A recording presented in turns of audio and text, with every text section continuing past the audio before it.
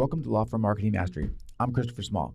Law Firm Marketing Mastery brings together the best coaches in the industry to teach you how to crush it with your law firm. Imagine having a bunch of experienced mentors teaching you their expertise, packing decades of research, testing, and tough lessons into a concise curriculum. I've created one of the premier law firm coaching programs available anywhere, and it's free. This is a show that I wish I had a decade ago. Now, this show is about you, and I'm here to help you start and build your best law firm. So make sure to stay up to date with everything going on here, as well as getting some killer free stuff by signing up for the newsletter at lawfirmmarketingmastery.com. If you're new to the show but want to know more about what I teach here at Law Firm Marketing Mastery, check out the Getting Started page at lawfirmmarketingmastery.com/start-here. That's where I've got the fundamentals of starting and building a successful law firm, such as choosing a niche, naming your firm, search engine optimization, internet marketing, leadership, mindset, and more. That stuff is all obviously extremely important to your success, so make sure you get a handle on that as well. I've also got Law Firm Confidential, a members-only site dedicated to starting and building a successful law firm, and the Inner Circle, an exclusive mastermind group for lawyers wanting to take their firm to the next level. Details on that at lawfirmmarketingmastery.com, or just give me a call or even email me at chris@lawfirmmarketingmastery.com, and I'll tell you exactly what you need to know to get started with that. I'm looking forward to meeting all of you here at Law Firm Marketing Mastery. Ladies and gentlemen, boys and girls, welcome to episode 73 of the Law Firm Marketing Mastery podcast. Today, we are going to knock out the rest of the slide edge quotes that I have, all right? We're going to bust through these. There's still a whole bunch of them, and, I'm just going to keep talking about this because I like it, and you're just going to have to listen, all right? So that's just how it's going to happen. No announcements for this week. It's been a great week. One thing I will talk about, I guess, real briefly is, we're coming up on the end of the third quarter. So hopefully your third quarter has been great. If it hasn't, there's always the fourth quarter. So make some goals, make 2 or 3 goals that you want to have, break those down into weekly actions that you can take to sort of move towards those goals, and then start executing on those plans, right? That's, we started this mastermind group, and I can already see that these guys in this group are going to get so much more done than they have in the past, because we meet every week. We talk about what we've done for the previous week. We talk about what's going on the next week, and then we go out there and do it. Okay, there's some push from us, from the group, to go out there and actually do those things that we say we're going to do. So you can be your own mastermind. You can form your own mastermind if you want. Just get out there and take some action, right? Get some stuff done. Okay, enough of that. Let's just dive right into these quotes. I think that this is sort of the how-to section, in a way, of this book. This is where it gives you some action items, some things to do to incorporate the slide edge into your own life and into your own daily practice. So, first quote is, once you know the slide edge, you know that in getting from point A to point B, you'll be off track most of the time. And you know that it's those little adjustments, those little seemingly insignificant corrections in direction that have the most power in your life, right? And it's sort of like the idea of driving, practicing anything, writing with a pencil, trying to grab something. When you're a kid, everything is about course correction. You reach out for that object, and if you're a little bit off, then you move over to the left. And if you're a little bit farther to the left, then you move over to the right. That's what this slide edge practice is about. It's about having a path, having those fourth quarter goals, working toward those goals, knowing that you're going to get slightly off track sometimes. Sometimes you're going to get way off track, and then course correcting to get back on track. If you have a diet, for example, and you want to eat raw vegan or something, and you break down. And you go to Wendy's and you get a double cheeseburger one day. Well, just because you get the double cheeseburger one day doesn't mean you have to just quit. You just get back on track, right? That's what this slide edge is about. That's what pursuing your goals is all about. Next quote, the slide edge is a process. You are constantly choosing which way you go, up with the 5% or down with the 95%. You don't just make that choice once and then say, I'm finished. Now I'm all set. You make that choice moment to moment to moment and keep making it every month and every day for the rest of your life. I love this quote. And it's true, right? And the thing is, too, is the first, when you start, that's going to be the hardest time to sort of course correct, to sort of implement some of these new habits that you want, to sort of change your life. But I think very shortly after you start to do these things, your whole world is going to open up. I know that's happened for me. I've been doing this sort of slight edge practice now, which for me has resulted in kind of a morning daily routine. And I mean, gosh, the growth that I've seen in my business, that I've seen personally, has just been phenomenal. It's been exponential, and it's only been really a month that I've been doing it. But making myself, wake up a little earlier, or actually do the process, do the daily practice, even when I didn't want to, is what makes all the difference. And that's what separates the 5%, the winners, from the 95%, the people that are just sort of going through the motions of life. Next quote. Your own thoughts are one of the most powerful examples of the slight edge there is. Your thoughts multiply themselves by the power of compounding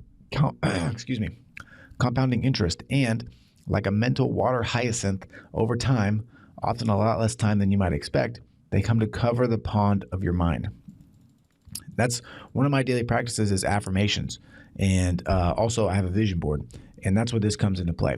If you are constantly telling yourself that the economy is bad, and that there's no business, and that you have to work 100 hours a week to be successful, well, those thoughts are going to manifest themselves into reality. If you start to tell yourself that you are a $1 million law firm owner, if you start to tell yourself that you can survive in any economy, that you will do whatever it takes to find business, then those things will start to happen. Okay, it's crazy what your mind can do for reality. Really is. So do it. Next quote. What you think multiplied by action plus time will create what you get. You, through the power of your own thoughts, are the most influential person in your life, which means there's nobody more effective at undermining your success and nobody more effective at supporting your success. Same thing, right? Same thing as above. It's so critical that you begin to think and act like the person you want to become. You get those negative thoughts out of your mind and replace them with positive thoughts. It's important to see the positive in everything. Okay, next quote. You can define a person by the heroes he or she aspires to emulate. Who are your heroes? Who are you modeling yourself after? This is true, right? Who are the people that you're trying to be? I think some of you won't have anyone, right? You won't have a mentor. You won't have anyone that you're aspiring to be. I can tell you, for me, there are a couple people that I really aspire to be. A couple of them are in my network, and what I kind of do is pull the qualities from people that I really, really admire and like, and try to incorporate those into my own life. And then there's also a very, very, very successful business owner, law firm owner here in Seattle, that if you have listened to any of my podcasts in the past, then you know the story about probably who this person is. But since I saw that person in action, since I saw their law firm in action, they have really been sort of the what's the word I'm looking for? I want to create a firm that's sort of similar to theirs, right? Not in everything, but they're a multi-million-dollar firm. That's what I want this place to be too. Next quote. You are the combined average of the 5 people you associate with the most, including the way you walk, talk, act, think, and dress. Your income, your accomplishments, even your values and philosophy will reflect them. Now, this is, again, very true, 100% true, and you need to think about the people that you're hanging out with.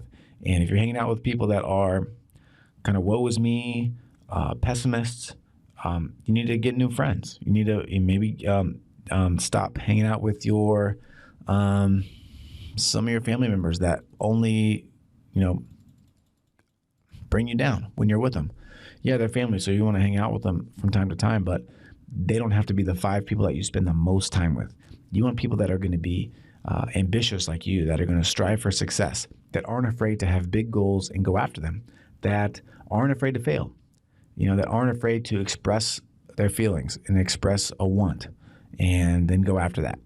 All right, so that's one of the biggest things I talk about with my associate and even my business partner. It's like, hey, think about who you're hanging out with and find some friends that are doing the things that you want to do, in life, in business, and everything. Next quote. Look at the people around you. Are they more successful than you are? Are they people who live the kinds of lives you aspire to live, or the kinds of lives you hope to leave behind? On what side of the slight edge are they living? On the success curve or the failure curve? Is the slight edge working for them or against them? Where will they be in 20 years? Are they pulling you up or dragging you down? This is a pass or fail test. There is no maybe about it. Remember, there's no standing still. Everything curves. We are all going in one of two directions, either up or down. Think about that with your friends. Think about that with the people that you hang out with. Think about that with your employees. Make the right decision. Next quote. No two minds ever come together without thereby creating a third, invisible, intangible force, which may be likened to a third mind, writes Hill. This is Napoleon Hill. A group of like-minded, achievement-oriented individuals, he explained, could come together to create an association far greater than the sum of its parts, thus dramatically leveraging each other's success. Now, this is the mastermind, and it's this quote and it's this book that led me to start the Inner Circle, which is my mastermind group. And it's true, I've done masterminds in the past. I've considered and thought about putting one together for a long time, but it's this book that made me decide to finally take action. And I'm glad I did, because the guys that I'm with, that I have in the group, are awesome, and they are already making strides, right? And that's all you can ask for. Their combined mind is lifting all of themselves up. And again, that goes back to this sort of top 5 people, right? In a way, the mastermind group for them is becoming part of that top 5 that they hang out with. And over time, they're all going to be rising, right? And there's a thing, like rising tide raises all ships. It's going to be the same way. They are now getting to hang out with ambitious, successful, caring people every week. And that's going to rub off on the way that they do business, on the way that their life is constructed, on everything. Next quote. Applying Hill's principle is simple. Surround yourself with people of like mind and different talents and temperaments with the purpose of serving the goals of every member of the group. Associate with these people on a regular basis. Sam, right? That's just the mastermind sort of broken down just a little bit more. And if you're interested in checking mine out, go to lawfirmmarketingmastery.com/mastermind. I have this one group is full, but if I get enough people to make another group, then I'll make another group and we'll do another one. And just go check it out. That's all I can say. Let's take a quick time out for a sec. I'm sure there are a ton of you out there thinking, yeah, this all sounds great, but how do I actually do this stuff? How do I implement it? Let me introduce you to a program I've created called Law Firm Confidential. Law Firm Confidential is about one thing, results. I've unlocked the secrets of my success in step-by-step how-to fashion so you can see the results with your firm that you know you deserve. And if you're just starting out, what I've created is the best how to start a law firm program around. Don't sit around and let your life pass you by. Go to lawfirmmarketingmastery.com/confidential today to find out how you can create the law firm of your dreams. Now, back to the good stuff. Okay, the next quote. The key word in the Aesop moral, the tortoise and the hare, slow and steady wins the race, is not slow. The key word here is steady. Steady wins the race. That's the truth of it, because steady is what taps into the power of the slight edge. The fable of the tortoise and the hare is really about the remarkable power of momentum. Newton's second law of thermodynamics. A body at rest tends to stay at rest, and a body in motion tends to stay in motion. That's why your activity is so important. And that's why this daily practice that I just talked about a couple minutes ago comes into play. That is where you do little things every day. You begin to build momentum that will exponentially grow and will also just sort of propel you forward over time. And that's the key, is steady. So if you're going to do something, commit to doing it for a long time, because that's the only way that you're going to see success. Fits and starts are not a good thing.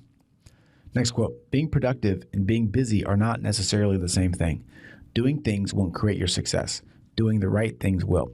And this was basically this quote summed up my last the September webinar for my Law Firm Confidential membership group.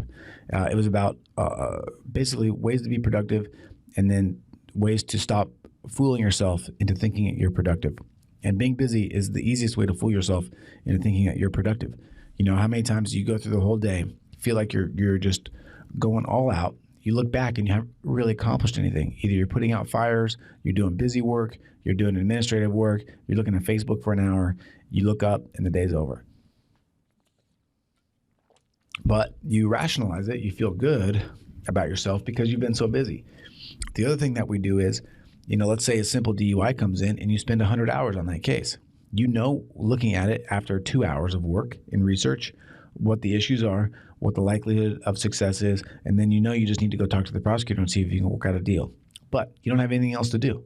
And instead of facing that reality and doing some marketing work, instead you cop out and you go bury your head in a Lexus, or Westlaw and start reading more cases, hoping that you're going to find something that is not there. So being productive and being busy are not the same thing. Next quote. More than anything else, a coach holds up a mirror and shows you what you're doing day in and day out. A coach keeps the slight edge in your face. So that this quote sort of falls back for me, and one of the reasons, it's the whole reason why I've created the membership site and done the mastermind group. It's just to help hold people accountable, sort of also give them support and guidance, and that sort of push when people need it. We all get scared, and we all get stopped by fear, frozen by fear, and coaches can help you get over that. Okay, I have several coaches that I use for all sorts of different things. Tiger Woods has a coach. Everybody has a coach, and if you want to reach your full potential, you got to get a coach. Next quote: Make each successful right choice a celebration. And I think I kind of put this in here for me more than anything. I'm the kind of guy that has big goals, and when I reach those goals, I sort of say, okay, that's what I was expected to do. No cause for celebration. Let's move on to the big one. Instead of going, hey, you know what? Pat myself on the back and enjoying having reached the experience. Even if it's also too just completing the daily practice. For example, last week, I think coming over, I did my daily practice every single day, even on the weekends. I got up, I busted it out, and there's something to that. I know that is really going to help me over the long run, and it's created some momentum now for me to continue to move forward, and I'm going to celebrate that. I guess I just kind of did. Next quote. Trying to get rid of an unwanted habit is a bit like trying not to think about an elephant. The more you try to think about it, the more you think about it. That's because what you focus on grows. It's tough to get rid of the habit you don't want by facing it head on. The way to accomplish it is to replace the unwanted habit with another habit that you do want. This kind of goes to the idea of thinking about who you want to be in the future, thinking about what that person looks like, thinking about the way they act, thinking about the decisions that they make, and then start every day acting as much like that person as you can. And that goes into sort of replacing those bad habits with good habits. You think, for example, let's say it's easy with like weight loss and things like that, right? Let's say you're a little overweight, and that one of the keys to being overweight is to eat healthier, right? So you can do it one way. You can just think to yourself, don't eat cheeseburgers, don't eat cheeseburgers, don't eat cheeseburgers. And what do you want to do? You want to eat a freaking cheeseburger. The better way to do it, though, is to think about what you're going to look like when you are healthy, when you are to your goal weight or whatever. And then think about the decisions that person is making on a daily basis and start to make them. So when you're in the supermarket and you have the choice between the Snickers bar and, some fresh veggies, what would that person choose? Make that choice. Become that person, right? Replace those bad habits with good habits. All right. So the next couple quotes are some habits that daily sort of habits that if you can incorporate these into your life, you're going to see extreme success. All right. Habit number 1, show up. Be the frog who not only decides to jump off the lily pad, but actually jumps. You think about how much time you spend talking about what you're going to do, and how little time you spend actually doing those things. All right. Oh yeah, I know I should do this. I know I should do that. If you are saying that to yourself, it's time to stop. It's time to replace no with will. I will do this. I will do that. And then go do it. Okay. The frogs that jump off the lily pad instead of talking about jumping are the ones that are successful. Habit number 2, be consistent. And as essential as it is to show up, it is consistency that greatly multiplies its power. Showing up consistently is where the magic happens, right? If you're doing a newsletter every month, do it every month on the same day. Okay, if you're doing blog posts, one a week at least, and don't miss a week, right? And people say, I don't have time. You know, in the mastermind group, we were talking, and somebody was telling me about how busy they are and things like that. And it's not true. If it's important to you, you will get it done, right? Bottom line. And consistency is critical. I have an email newsletter that I started about 2 months ago. And what I told the list when it started was every Friday, I'm going to send you something. And I've done that without fail. Sometimes, a couple of times, that's meant that I was up until like 2 o'clock in the morning on Friday, right? Getting this out by 8 a.m. But I made a promise, and I'm sticking to that. And that consistency multiplies and compounds over time. Habit number 3, have a positive outlook.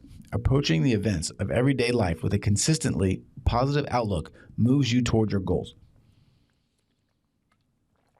Okay, here, do me a favor, one favor. Today, just put a positive spin on everything. No matter what happens, put a positive spin on it. You get stuck in traffic, you know what? It's an opportunity to listen to an audiobook, catch up on email, call your mom, call your friends, catch up with someone. Somebody cut you off. Think about why they may have done that. Maybe they're in a hurry to get somewhere. Maybe they're late. Maybe their wife is having a baby. Who knows, right? Give them the benefit of the doubt. Do it. And I think you'll be surprised with the way that you feel at the end of the day. The way that you feel better at the end of the day. Habit number 4, be committed for the long haul. Plant, cultivate, harvest. Add that second comma, the one between cultivate and harvest. Oh, and sorry, let me just read it all the way over. Habit number 4, be committed for the long haul. Plant, cultivate, harvest. And that second comma, the one between cultivate and harvest, often represents a long period of time. Okay? That is sort of what I preach here, right? It's like the idea with the blog posts, right? With the blog posting, every week that you do a blog post, you are planting, right? The cultivating comes as you continue to blog, as you continue to respond, as people start to comment, as you continue to promote those blogs, blog posts on Facebook, on Twitter, and things like that. The harvest is when people start calling you and they say, hey, I read your blog post and it was awesome, and I want to talk to you about this thing. And that will happen. But it can take some time. You have to be in this for the long haul. You can't write 2 blog posts and then quit because nobody's calling you yet. Okay, it's a long haul. It's a long process. And the time between the cultivating and the harvest can be a relatively long time. Can be an especially long time if you're broke, if you're waiting to get those clients. 6 months is a long time in those terms. All right, everyone. Now I want to take another time out for a sec. A lot of people think the Law Firm Marketing Mastery training programs are just about making money. And honestly, yeah, there's a lot of that. Spend some time with me and you're definitely going to be making more money. But there's so much more to it than just making money. It's important to be rich and have a great life too. I want you to be great at work, great at home, great with your friends and family. I want you to step it up everywhere. I want you to get results with your life, not just with your business. And the results are real. I've had many conversations with members who are experiencing big time success. If you're listening to Law Firm Marketing Mastery, you are the type of person who's already interested in improving themselves. There's a lot of options out there today, and I think you have already decided. If you want to check out your options for improving your business and living the life of your dreams, check out lawfirmmarketingmastery.com/confidential. Hope to hear from you soon. Enjoy the rest of the show. Habit number 5, cultivate a burning desire backed by faith. A burning desire backed by faith simply means deeply, passionately wanting to get somewhere and knowing, not hoping, not wishing, but knowing that you're going to get there. All right? You just got to want it. You got to commit. You got to jump off the lily pad. You got to go for it. Enough said about that one. Habit number 6, be willing to pay the price. Your dreams may be big. In fact, I hope they're huge. but the steps you take to get there are always going to be small. Baby steps, easy to do. And the price you pay works the same way. You don't have to pay for your $1 million dream with $1 million personal check. You can pay for it with, well, a penny a day. But you need to understand what that penny is. And you do need to be willing to pay it, right? This goes back to the consistency, to the habits, to doing the small things every day, to the compound interest. You can write yourself $1 million check with 100 blog posts, right? But you have to do the 100 blog posts. You have to be willing to pay the price. That's why you'd be surprised, or maybe you wouldn't be surprised. I meet with people often to talk to them about their law firms and about the things that they can do to get the success that they want. And as we talk, I give them several strategies, several tactics to do that. And what happens is I can see it in their eyes, that point where they just decide, I'm not willing to pay the price. I'm not willing to do the work necessary to reach my goals. There's got to be an easier way. Well, there's not. There's not an easier way. If you want to be successful, you got to put in the work. You got to do the time. Habit number 7, last habit, practice slight edge integrity. The aspect of integrity that is most applicable to the slight edge is this. What do you do when no one is watching? It's in that moment's decision when nobody else is watching and no one will ever know, when your choice is so slight, so subtle, so insignificant, it's at that moment you find out whether or not you have slight edge integrity. This is huge, right? This is why I don't let any documents leave our office that have typos. This is why I, even when no one is watching, write great blog posts. Even from the time that no one was reading, I always put my best effort into my blog posts. That's why, when I'm at the grocery store, I get the carrots instead of the Snickers bar, right? Because even though no one is watching, if I want to become that person that I sort of dream about and see in the future, then I have to make these decisions when no one's watching, right? I need the drive to be internal, and so do you. Next quote. The most critical skill for achieving success in any area whatsoever, from sports to high finance, radiant health to fulfilling relationships, is the skill of envisioning. Envisioning something simply means having the ability to create a vivid picture of something that hasn't factually happened yet, and to make that picture so vivid that it feels real. Envisioning means quite literally making something up out of thin air and making it real. By definition, you can't do that within the confines of your brain. It needs to become physical. It needs to involve your senses. In other words, you need to write it down. Making pictures of it, which people sometimes call a dream board, is even better. Speaking it out loud to another person is the most powerful of all, right? And this is part of my daily practice, is looking at my vision board. And when I look at the vision board, I try to put myself in those places. I try to think about what I'd be doing. I try to smell the smells. I try to hear the sounds, because that's how you make it a reality. And I'll tell you some of the things that are on my vision board. Number one is, and I have these, they're broken up into several categories. I think it's have, be, and do. All right. On the have is on the have, the first one is our shots of Paris. Okay. One of my goals is to spend the summer of 2018 in Paris. Okay. So I have several just pictures of Paris, of the city, and I just think about what that's going to be like. I think about how that's going to feel, the sounds, where we're going to live, what we're going to do, right? The second thing on my vision board is I want to go to the Ryder Cup in Paris in 2018. So I have pictures of the golf course. I have pictures of Ryder Cup, Ryder Cup's past. So I imagine myself in the crowd, wearing that gaudy USA gear. The full American flag T-shirt and things like that, and chanting USA, USA. I think about being there, and I think about who's going to be with me. My friends that are going to be there, and how much fun we're going to have, and what that experience is going to be like, and how cool it's going to be. Another thing that I have on the do, I think, or the have or whatever, is a golf course membership.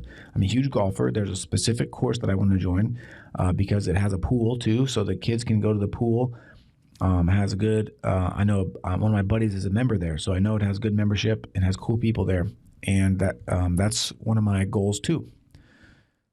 The next thing that I have is as a B, I think.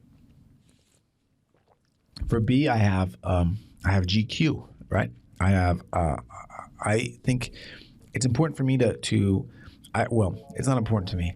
I feel better when I'm dressed better. I feel better when I look better. And I think that projects, I want to project outside the way that I feel inside. So I have some, and it's a mindset thing too. So I have some pictures of well-dressed dudes. I have a picture of Justin Timberlake, who I think exudes charisma and confidence. I also have, one of my other things is to be in shape, right? So I have some pictures of just some people in shape. Another thing is I have some pictures of, I want to be debt free, right? That's another big thing. So I have some pictures of that. I also want to remind myself how important hard work is. So I have some screenshots of people like Gary Vaynerchuk and Seth Godin who put the work in to become successful. And then the last thing I think is have.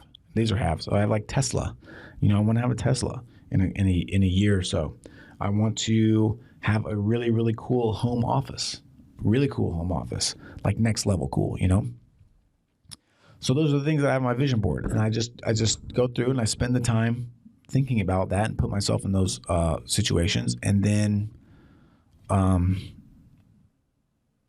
they become reality. Okay. Next quote. The single most compelling reason for writing down your dreams is so you can look at them and read them every day. You need to constantly remind your brain where it is you're headed, or you'll drift off the path of mastery and lose your way. It's true. By looking at those every day, I can remember that, hey, you know what? I'm doing these things that may or may not be fun on a daily basis because they are moving me towards my ultimate goals. Next quote. When you clearly, tangibly set your goals, life has a way of rearranging itself, setting in motion a series of events that you could never have predicted or planned to get you there. Great quote. That's why you need to be specific about what you want. So for me, it's not, I want to go abroad in a couple of years. I want to go to Paris for summer in 2018, right? For me, it's not, I want to make a lot of money with my law firm. I want to gross $1 million next year. You need to do the same thing. And then you need to look at those every day, right? Next quote. The point is not to come up with a brilliant blueprint that is guaranteed to take you all the way to the finish line. The point is to simply come up with a plan that will get you out of the starting gate. That's why we talk about these big goals that you have, backing them all the way up into things that you can do today to start to push you there, right? For example, my Paris trip, that's a long way away, but one thing I can do every day right now is work on learning French. And that's one of the things that I do. Also work on sort of saving up some money to do that. Save, just think if you save, $100 a month let's just do $100 a month. And that's like what? That's 3.5 years away. So that's 36, we'll call it 42 months away. That's $4,200 that I'd have to go just chill in Paris. Now, is that going to be enough money to hang out there for a summer? Probably not, but it's a start, and as I start to make more money with my $1 million law firm, I will be able to put more money away towards that goal. All right, next quote. People make the mistake of thinking they need the perfect plan. There is no perfect plan. By definition, there can't be, because a plan is not getting there. It's only your jumping off point, right? So if you want to make $1 million, you need to just come back to what can I do today to get there, and then do that thing. What can I do tomorrow to get there and do that thing?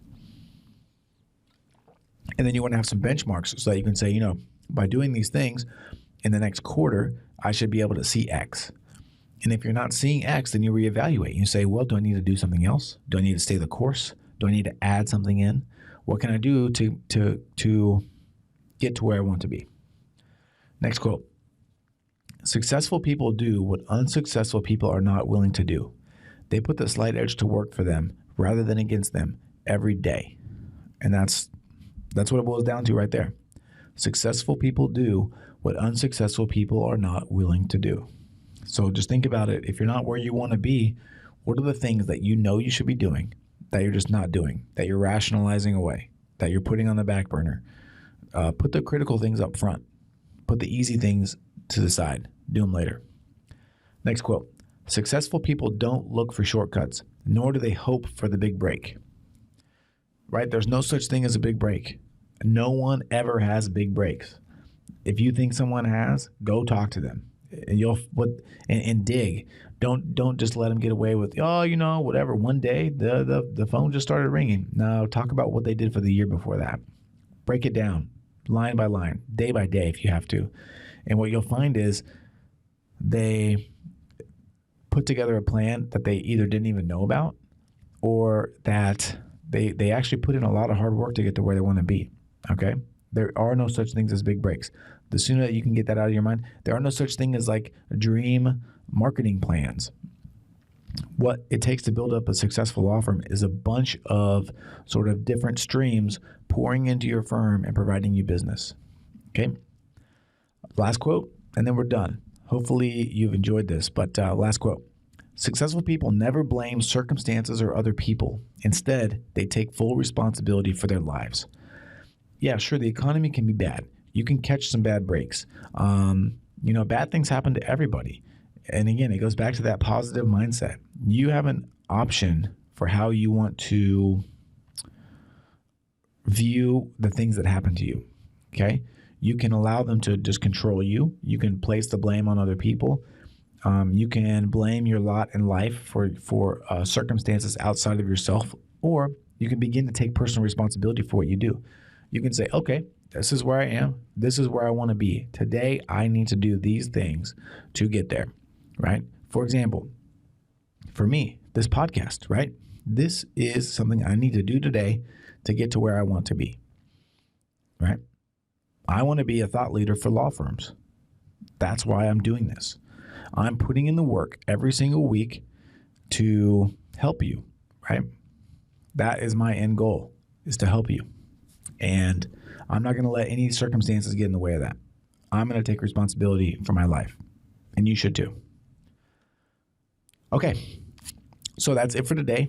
I appreciate your time. I appreciate you. I appreciate everything that you do. I hope that you got some good out of this. Please, please, please read this book. It's a ridiculously good book. Incorporate a daily practice. Start tomorrow. I'm kidding. Start today, right? Start today. Do it. And you will be surprised, I think, with the quickness that you start to see results from this. All right. Again, as always, I guess, if you have questions, you can always email me, chris@lawfirmmarketingmastery.com. You can find me on Facebook. You can find me on Twitter @csmall. Come follow me. Come say hello. I would love to hear from you. We're probably going to be opening up Law Firm Confidential, the membership site here again pretty soon. So be on the lookout for that. I'd love to have you there. It's a good group, and people are really seeing a lot of success from it. I know because they told me. So if you want to be a part of that, you can go to lawfirmmarketingmastery.com/confidential and get on the list so you can know what's going on with that stuff. And that's it. Have a great week, and I will talk to you soon. Bye. Special thanks to you guys for listening. Show feedback and get suggestions. I rely on you all to keep my finger on the pulse. So if you know someone that is a good fit for the show, let me know. Chris@lawfirmmarketingmastery.com, and of course, Law Firm Confidential details there as well. Go ahead and email or call me honestly. That's the best way to get in touch, and I'll give you everything you need to know about my programs. If you're listening but aren't subscribed in iTunes or Stitcher, go ahead and make the change there, because getting your shows delivered free to your phone or computer while you sleep is the best way to make sure you don't miss anything.